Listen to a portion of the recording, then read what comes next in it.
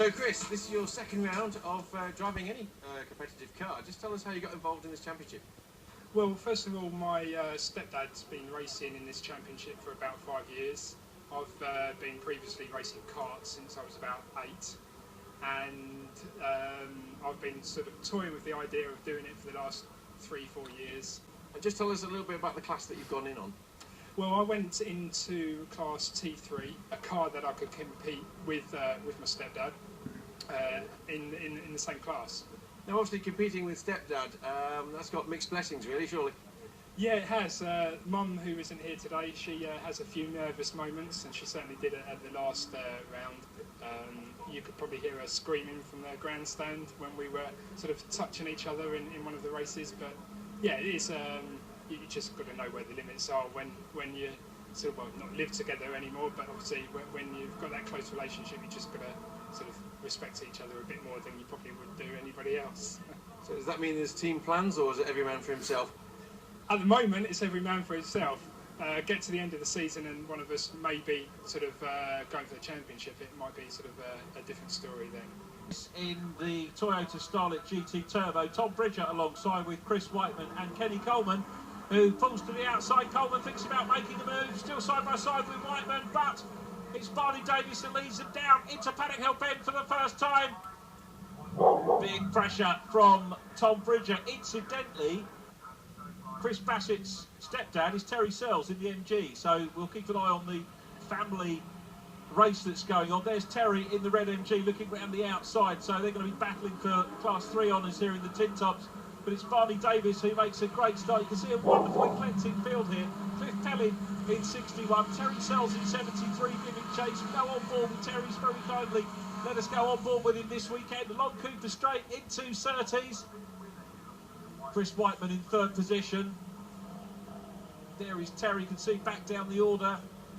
Neil Gardiner chasing, Vince Wheeler in the Clio. You can see though that the double winner from the 13th of April, Barney Davies, starting to get away. Tom Bridger had 2 wins in T1 at the first round. T3, as we mentioned, in the QMN race, honours shared between Chris Whiteman and Vic Hope. Neil Gardiner took a win in T4, Lewis Turner in T4, the second race. Peter Osborne, the lone runner, but successful finisher in TP, which is the production class. So Cliff Pellin goes through, chased by Vince Wheeler and Neil Gardiner in the Metro. It's wonderful to see just how well the Metro still goes on circuit. Looks down the inside line. And this superb mix of cars. Like I said in the QMN races, there are too many one-make championships now. This is very much the antidote for it. You see all of the different marks, all the different models battling hard, finding their own. But look at that wonderful piece of driving by Gardner in the Metro, throws it into Surtees, and he's just working so hard. Vince Wheeler looks to the outside but finds the gravel, back on the track.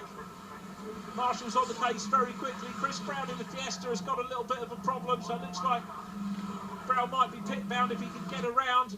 Cracking scrap on for second place though at the moment between Tom Bridger in 72 and Chris Whiteman, who's trying to work his way round the outside in the Honda Civic Type R side by side. Look how clean the racing was between the pair of them. They don't want the contact, they don't want the bodywork bills at the end of the meeting. Clean and tidy stuff, excellent racing. Barney Davies still out front though. Welcome back to Brands Hatch, on board with Terry Searles in the MG, chasing hard along Cooper Straight.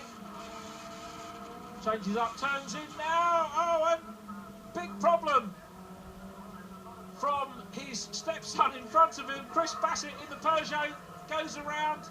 I think he's kept it clear of the gravel. Well, he's got one wheel in the gravel. Now he's bouncing over those. You can see newcomer to car racing, the yellow square with the black cross indicating that. But the front runner's having a superb scrap. It's Barney Davies now being chased by Chris Whiteman in second position. Dropping back a little bit at the moment is Tom Bridger. Tom not looking the happiest of drivers at the moment in the 72 car. You can see collections big time. Barney Davies gets inside, but he's big time, and this is going to allow Chris Whiteman through. Well, if you needed any proof that Barney Davies was working hard, that was it. Whiteman kicks up some cement dust on the outside. There's Neil Gardiner leading Class T4 once again. looks like he could make it 2 wins out of 3 races for 2014. Through goes Cliff Pellin in 61. He's in T3, running in 4th position at the moment in class. Neil Gardiner behind him, as you say, leading T4. Robert Taylor contesting T4. Chris Brown we saw having problems earlier on. But back with the leaders, Kieran Lahan also in T4 as well, just to try and name check everybody in class. Barney Davis back on the case. Chris Whiteman, if he's not careful, will be attracting the attention of the stewards for that extra runoff. I think that was just due to the pressure. If he repeatedly does it, they've got sensors in the tracks that trigger. Oh, problems for Chris Bassett again. That Peugeot, great looking car, and he's learning his way in racing. He certainly learned a great deal in this race, but it looks like it might be curtains for the 33 car. Back to the battle for the lead. I was talking about the track limits. They have cameras and sensors in the curves, which will take a picture if any driver consistently goes over it. I'm sure these guys won't. We don't get the problems. I haven't seen any problems on the timing sheets all weekend so far. Once or twice, of course, you're allowed. But look at Barney Davis really putting the pressure on T2 class car, chasing the T3. And off goes Tom Bridger. Tom Bridger's out of the race. That's not going to leave anybody in T1. And the red flags are coming out.